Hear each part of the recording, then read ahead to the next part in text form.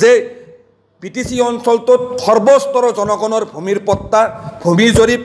আৰু যিবিলাক মানুহ গোষ্ঠী সংঘৰ্ষত আক্ৰান্ত হৈছিলে সকলোৰে ক্ষতিপূৰণ আৰু বিটিচি অঞ্চলটোত বিশেষকৈ আপোনালোক আটায়ে জানে যে বিভিন্ন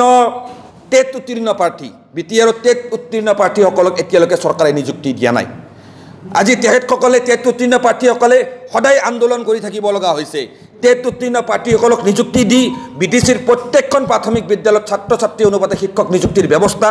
বিটিআৰ চুক্তিৰ 6.3 দফা অনুসৰি এই বিটিআৰ অঞ্চলটোত অসমীয়া মাধ্যমেই হওক বা বড়ো মাধ্যমেই হওক প্ৰতিটো মাধ্যমৰ অপ্ৰাদেশিকৃত বিদ্যালয়সমূহ প্ৰাদেশিকৰণ ABMCৰ প্ৰয়াত সভাপতি শহীদ লাফিকুল ইছলাম আহমেদৰ হত্যাকাণ্ডৰ ন্যায় তথা বিভিন্ন ধৰণৰ সামাজিক ৰাজনৈতিক অধিকাৰ বিচাৰি অহা 25 ছেপ্টেম্বৰৰ পৰা ABMCয়ে কেন্দ্ৰীয়ভাৱে বিটিচিৰ হিমুৰ ওদালগুৰিৰ পৰা এক বিশাল পদযাত্ৰা কাৰ্যসূচী আমি গ্ৰহণ কৰিবলৈ আজিৰ ABMCৰ বৰ্ধিত কাৰ্যনিৰ্বাহক সভাত আমি সিদ্ধান্ত গ্ৰহণ কৰিছোঁ অহা 25 ছেপ্টেম্বৰৰ পৰা ABMCয়ে কেন্দ্ৰীয়ভাৱে ওদালগুৰিৰ পৰা সমগ্ৰ বিটিচিৰ মাজেৰে খোজকাঢ়ি আহি বিটিচি সচিবালয়ৰ সন্মুখত বিটিচিৰ বৰ্তমানৰ চিফ প্ৰমোদ বড়ো ডাঙৰীয়াৰ হাতত বিটিচি অঞ্চলৰ সৰ্বস্তৰৰ জনগণৰ ভূমিৰ অধিকাৰৰ বিচাৰি ভূমিৰ সমস্যাৰ সমাধান বিচাৰি শৈক্ষিক সমস্যাৰ সমাধান বিচাৰি সামাজিক সমস্যাৰ সমাধান বিচাৰি লাফিকুল ইছলাম আহমেদৰ হত্যাকাণ্ডৰ ন্যায় বিচাৰি আমি আমাৰ স্মাৰকপত্ৰ দাখিল কৰিম আমি স্পষ্টকৈ ক'ব বিচাৰিছোঁ যে বৰ্তমানৰ চৰকাৰখনে ৰাজনৈতিকভাৱে আমাৰ সমস্যাসমূহ সৃষ্টি কৰি ৰাখিছে ৰাজনৈতিকভাৱে আমাৰ সমস্যাসমূহ তেখেতসকলে গাপ দিব বিচাৰিছে আমাৰ সমস্যাসমূহ ৰাজনৈতিক উদ্দেশ্য প্ৰণোদিতভাৱে তেখেতসকলে সমাধান কৰিব বিচৰা নাই সেয়ে ইতিমধ্যে আমি ঘোষণা কৰিছোঁ যে আগন্তুক বিটিচি নিৰ্বাচনত ABMCয়ে প্ৰত্যক্ষভাৱে ৰাজনৈতিক ভূমিকা গ্ৰহণ কৰিম কাৰণ আমাৰ সমস্যা ৰাজনৈতিক সমস্যা আৰু ৰাজনৈতিক সমস্যাৰ সমাধান কৰিবলৈ হ'লে ABMCৰ সন্মুখত আমাৰ ৰাজনৈতিক ভূমিকা গ্ৰহণ কৰাৰ অবিহনে বেলেগ কোনো কামি ব্যৱস্থা আমি দেখিবলৈ পোৱা নাই অহা 22 আৰু 23 অক্টোবৰ তাৰিখে কোকৰাঝাৰ চহৰৰ মাজমজিয়াত ABMCয়ে কেন্দ্ৰীয়ভাৱে চতুৰ্থ বাৰ্ষিক শ্বহীদ দিৱস কাৰ্যসূচী আমি গ্ৰহণ কৰিম উক্ত শ্বহীদ দিৱসৰ লগত সংগতি ৰাখি সমগ্ৰ বিটিচি অঞ্চলৰ ABMCৰ সৰ্বস্তৰৰ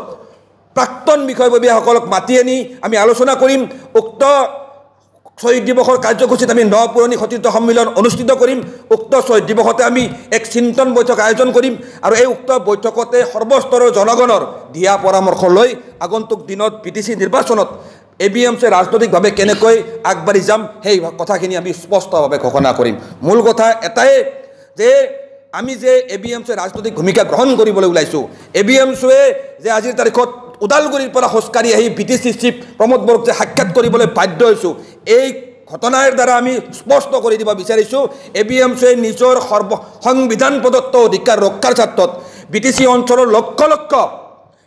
অঞ্চলৰ লক্ষ লক্ষ জনগণৰ ন্যায় নিৰাপত্তা অধিকাৰ সুনিশ্চিত কৰাৰ স্বাৰ্থত এই বিটিচি অঞ্চলত শতিকা ধৰি বসবাস কৰি থকা প্ৰজন্মৰ পিছত প্ৰজন্ম ধৰি বসবাস কৰি থকা ধৰ্মীয় সংখ্যালঘু মুছলমানসকলৰ ভূমিৰ অধিকাৰ নিশ্চিত কৰাৰ স্বাৰ্থত আমি সৰ্বোচ্চ পৰ্যায়ৰ গণতান্ত্ৰিক আন্দোলন গ্ৰহণ কৰিবলৈ আমি বাধ্য হৈছোঁ প্ৰমোদ বড়ো ডাঙৰীয়াক খতিয়াই দিছোঁ যে শীঘ্ৰেই আমাৰ দাবীসমূহ পূৰণৰ ব্যৱস্থা যদি গ্ৰহণ নকৰে কাৰণ বিটিচি চৰকাৰৰ হাতত ভূমিৰ বিষয়ত তেখেতসকলক আইন বনোৱাৰ সকলো কৰ্তৃত্ব দিয়া আছে লেণ্ডৰ বিষয়টো ট্ৰেন্সফাৰ ছাবজেক্টটো বিটিচি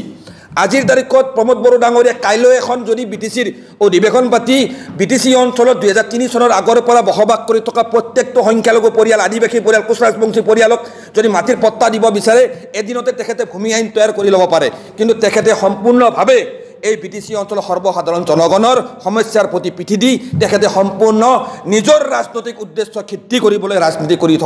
আছে আৰু এই কথা আমি কেতিয়াও মানি নলওঁ লাফিকুল ইছলাম আহমেদৰ হত্যাকাণ্ডক লৈ যি তেখেতসকলে ৰাজনীতি কৰিলে এই অঞ্চলৰ সহজ সৰল জনগণক লৈ যি তেখেতে ৰাজনীতি কৰিলে এই ৰাজনীতি শেষ কৰিবৰ সময় হ'ল বিটিচিৰ সংখ্যালঘু মুছলমান কোনোবা হাগ্ৰামা মহিলাক ভোট দিয়া কোনোবা প্ৰমোদ বড়োক ভোট দিয়া কোনোবা বিজেপিক ভোট দিয়া কোনোবা কংগ্ৰেছক ভোট দিয়া মেচিন নহয়